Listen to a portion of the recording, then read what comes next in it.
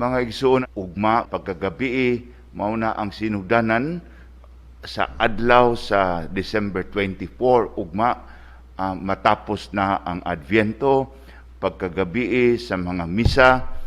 Mingon ako mga misa tingali dunay 2 o 3 ka misa sa parokya apan ang pagmisa sa Pasko sa pagkatao sa Ginoo mao kana ang sinugdanan sa Christmas season.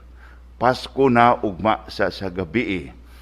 Unya gihangyo ako nga murag mohatag labi na alang sa Davao ug gyutay nga kasayuran.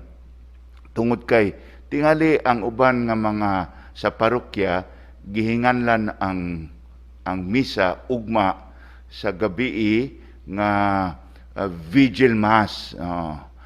Angay kitang masayod nga ugma sa gabi mao na kana ang solemnidad.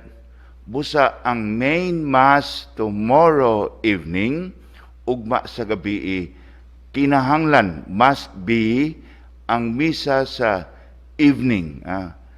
Mass in the evening of the solemnity of the birth of the Savior or nativity of the Lord.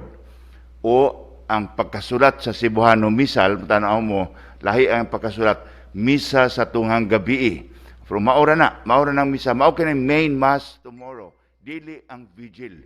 Kung doon na may vigil mass tomorrow, maybe ang parokya ana ay 2 o 3 ka misa. Ang nag-una nga mga misa, pwede hinganlag vigil mass, pero must, kinahanglan gayud ang misa sa gabi ugma is the mass of the solemnity of the nativity of the Lord. Busa, kung atong tanawon pag-ayo, kung mo simba ka mo sa Bihilya, Vigil Mass, kinahanglan pa ka mo misa o otro sa misa proper, katong ingon ako, misa sa solemnity of the nativity of the Lord. But kung mo misa ka mo ugma sa gabi, nya nang gitakda gyud nga misa, nga misa alang sa solemnidad sa pagkatao sa Ginoo, kana mo'y misa sa Pasko.